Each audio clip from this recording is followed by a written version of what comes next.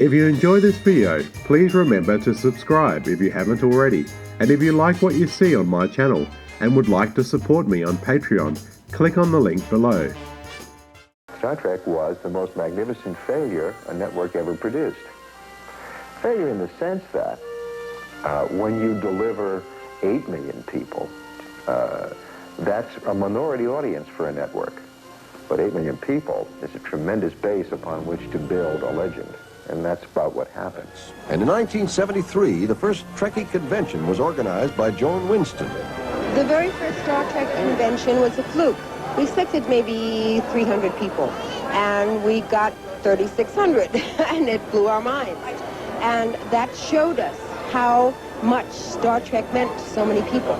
I got a call from New York saying that they're having a convention. I thought, convention? That's a little exaggerated, isn't it? Because I hope they don't expect me to fly out, all the way there. And they said they would pay my way. I said, these women are mad. I'm told that already for this one there are 10,000 people pre-registered, and the expectation is for 30,000 people to attend. It was an amazing discovery, and this was just 2 years after cancer. Now, how long has the show been off the air now? I think it's been off 5 years. Now, how do you, well, what do you think about the response that well, they gave you at that convention, 10,000 people, and... No, I have worked all my life as an actor. Spent years and years in the business. And I can't explain this. How 10,000 people showed up the day before yesterday, whenever it was, and listened, for 2 days to all that went on, and then left happy. I don't know why. I faced 10,000 people in a room, 10,000 people, and I had no prepared material at all. The night before I went on, I thought, what can I tell these people who know the scripts and the characters and the inner motivations far more than I ever did when it was fresh and I have no recollection of it. And what can I tell them? And I thought, the only thing they don't know that I know is some of the little things, some of the how I felt about a particular incident. In 1976, NASA paid its respects to Star Trek, naming its prototype space shuttle the Enterprise. Mrs. Trimble might be the foremost Trekkie of them all, rallying letter-writing campaigns to save the show and to rename the U.S. Space Shuttle. We started the campaign to get it named the Enterprise, and it succeeded. All of the letters went in to President Ford, and in a sort of surprise move, he named the shuttlecraft Enterprise instead of the name that was chosen. At rollout ceremonies for the space shuttle, instead of hearing America the Beautiful, the crowd listened to the theme from Star Trek. For 10 long years, Star Trek was gone, but not forgotten. In 1979, Star Trek came to the big screen with the original cast of the original series reunited for the film Star Trek: The Motion Picture. But when the movie offer came along, I had very mixed feelings. I was not eager to jump back into Spock again. How about it, Spock? Fascinating. For so long, people had been saying, "Oh, you're typecast, you're typecast." And then it got to the point where everyone else had signed on, and I found myself in a position where, for no really good reason as far as the audience was concerned, I might be the only one that didn't come back, and I didn't want to be in that position, frankly. I don't want to be that spoiled sport that says I'm not going to do this, Well, I felt at that point that certainly I would not want to see the movie done without Spock, and I would not want to see anybody else play him. They approached me about possibly doing it, I guess because I'd done a couple of other science fiction films before, the Day the Earth Stood Still and Andromeda Strain. And when they came to me about it, I said to them, they called me over to Paramount. Michael Eisner was running Paramount then. I went over to talk to him about it. And he said, we're going to make a feature film out of this, and we'd like to have you consider possibly directing it. And I said to him, to Michael and the others there, Jeffrey Katzenberg was kind of a junior executive there at the time. But I said to him, well, I'm not familiar with the series. I never became a Trekkie. I didn't look at it regularly, so I better look at some of the episodes. So they had their people pull out of about 9 or 10 of what they consider some of their best episodes, which I ran over a course of maybe 8 or 10 days. But I was intrigued with the whole idea of doing this science fiction. The science fictions I'd done before were earthbound. The Earth Stood Still all took place in Washington, D.C., and the Andromeda Strain was in a laboratory wherever that was located. Thought maybe it was time I got up into the heavens and found out how it was like, what it was like to deal with science fiction up there in the universe. I had to do a great deal of wrestling with my conscience, figure out what to do, whether it was wise to go back to something I had done so many years ago, how I would be compared in doing it.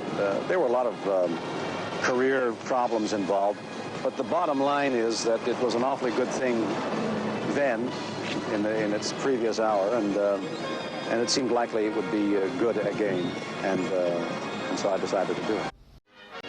More than 6 years went into the planning of the film before cameras began rolling on August 8, 1978. In all, 11 of Paramount's 32 sound stages were used to shoot the movie. Construction crews worked around the clock on 21 separate sets in order to stay a step ahead of the tight shooting schedule. It was not one of my happiest experiences.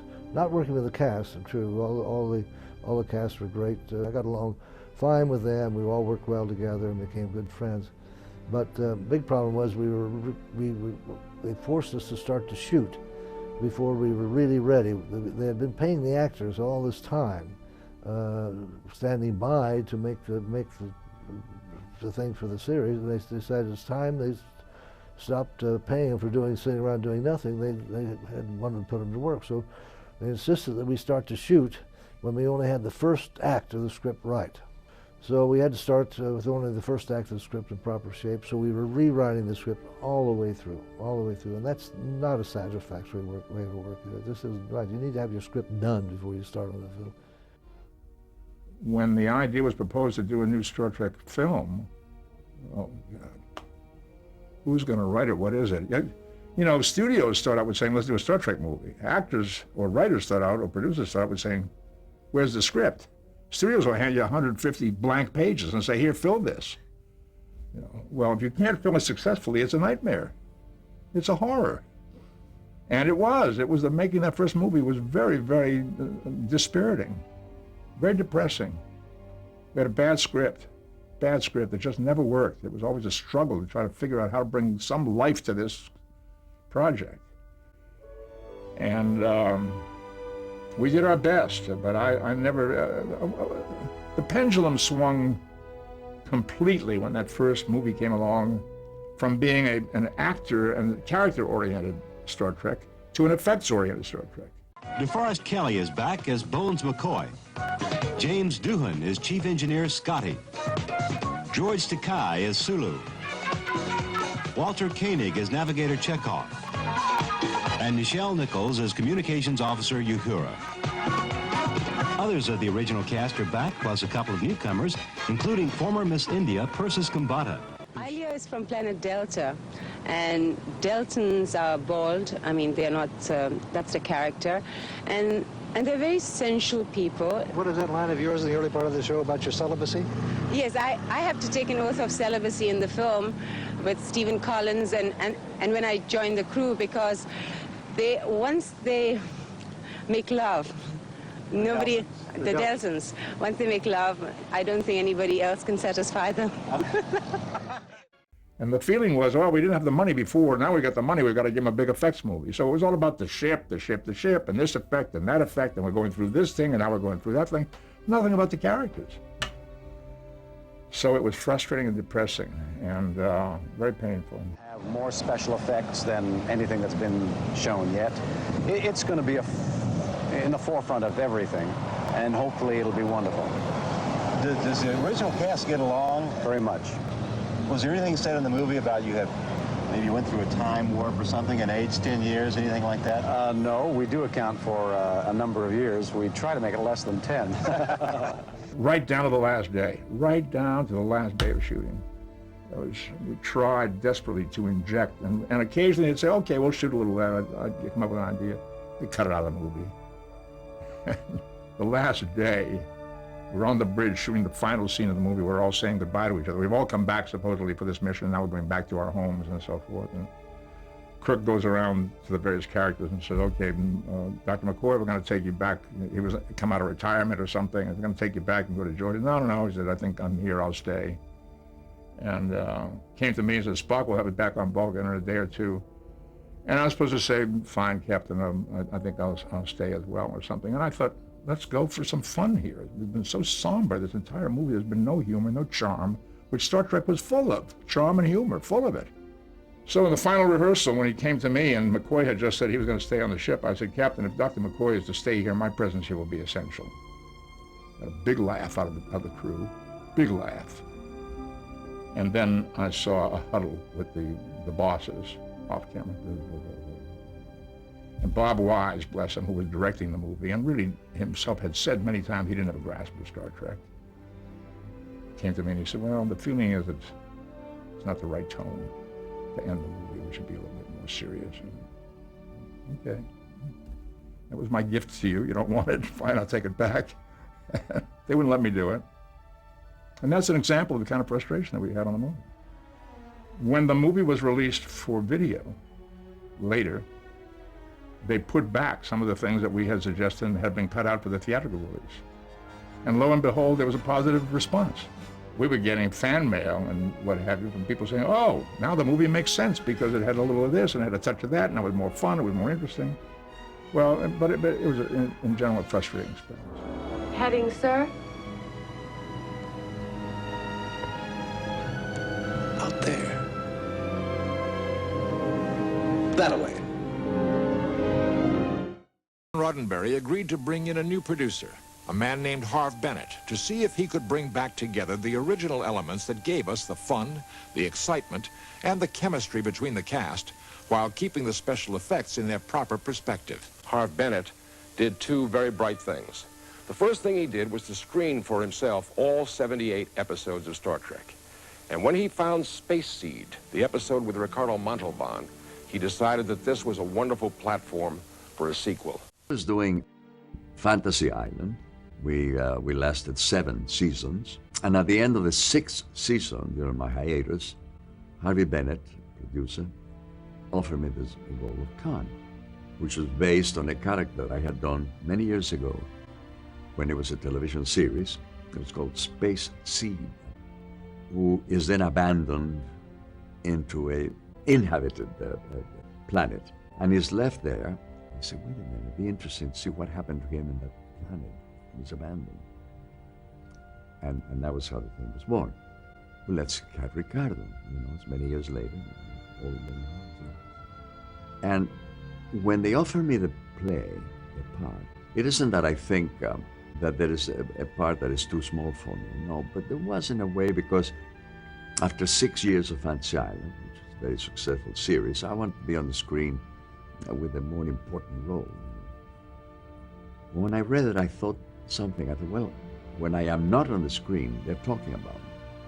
So it seemed, and besides, it's an interesting role. I think I can do something with it. I begin to then to articulate as I memorize the dialogue. And to my terrible despair, I sounded to me like Mr. Rourke of Fantasy Island. See, the audiences are going to laugh me off the screen. They're going to believe that I am Khan, the Superman. I sound like Rourke. And he sent me that. And I played it. And I played it again about 3 times. About the 3rd time, I began to remember what I thought then as an actor. What I was trying to accomplish, or what I did accomplish, whatever.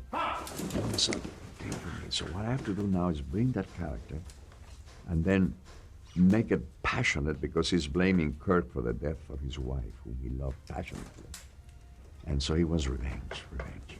And so I have to play this character fully. I'm not going to play it safe. I'm going to play it safe. I'm going to play it full of passion. Vengeance, not for himself, but for the memory of his wife, whom he adored. And all of a sudden I began As I feared, sir, not functional. To my... I'm reducing speed. I was convinced by that time that Mr. Rourke had disappeared. And that indeed I had become Khan. And then, of course, I had the great joy of working with Nicholas Meyer, who's the director, a brilliant young man. And he knew what I was doing. He let me go with passion all the way to almost there, because if you go a little farther, then you become ridiculous. You know? If you play it safe, it's dull. So he allowed me to bring the passion up to almost at the point there, you know, at times. And he would say too much or too little. He really guided me beautifully, and I owe a great deal of the success that Khan had to Nicholas Meyer, and a beautifully written script. Basically what Star Trek was, and at this point I have seen hunks of them and episodes, was the presentation of moral or ethical human dilemmas in a kind of pop allegorical format. And there were certain philosophical underpinnings to all this, the essential belief in the goodness and future of mankind and of men of goodwill and so forth, or species of goodwill, that were all very appealing. And I was content in making my film to devise a film that would be like that, only more sophisticated in its accoutrements and perhaps a little more daring in some of its specifics, but essentially much more like the original stuff. I feel real good about this one. I think that this one is really into the Star Trek feeling like the old show had, naturally on a motion picture basis. But it seems like everybody is working well together, and it's a very exciting script, and we all feel very good about it. One of the things that we hoped to achieve in Star Trek II was a return to a kind of tradition. Now, that doesn't mean that we will restore the original sets and go back to the original uniforms, because Star Trek, like any other legendary property, changes over the years, and the characters are older, and presumably Starfleet has progressed since 14 years ago. But in tone, there are new uniforms. The uniforms are more reminiscent of the original uniforms. The movie did a certain look. That look wasn't as closely related to the original series. Many Trekkers felt disappointed in that. I hope they'll like this look, which is very familiar and yet new. I'm not terribly interested in science fiction myself, but I'm very interested in interpersonal relationships. And that's what this movie's about. Died at the end of Star Trek II. Spock died. And I thought that was the final Star Trek movie. And when they said to me, how about a death scene, I thought, why not? If this is the end of Star Trek, let's go out in a blaze of glory, saving the Enterprise, you know, be a hero and die. Well, of course, they put in a little footage at the end of the movie that suggested that this might not be the end of Spock. And they came to me, sure enough, after the picture opened and did business, and they called me in for a meeting. They said, we'd like to know if you'd like to be involved in another Star Trek movie. And I said, yes, I'd like to direct. On the day we filmed that scene, I came to this very much as a neophyte and as a stranger. And I related to it the way I can. I found my way in. But I was not a participant in the history and the tradition. And so when we're filming it, I turn around and I'm looking at my cinematographer, Gain Rescher, and he's got tears streaming down his face. And then I'm looking around at the rest of the crew, and everybody is crying except Mrs. Meyer's oldest. And I'm thinking, what am I missing here? Well, I was missing everything. I was missing everything. And it isn't until, you know, many, many years later that I was able to sit there and sort of understand why this was meaningful, and then it became meaningful to me. My most difficult decision on The Wrath of Khan concerned the death of Spock. There are times, yes, that an actor tires of continually playing even the greatest of characters. And the death scene was powerfully written, a difficult kind of thing for an actor to turn down. There is, of course, a catch that I'm sure all Star Trek fans have realized. In science fiction, is death the final chapter of life, or just the beginning of another story? See you soon. Thank you. Yeah. See you again. Okay. What did the revival of Star Trek do to you personally, do to your life? It was a mixed blessing. Up until I had done Star Trek, I was a very solid working actor in this town and a lead heavy in a lot of things. And there's no doubt that it categorized me to a great degree. But at the same time, the show is such a phenomenal thing that I think that I have experienced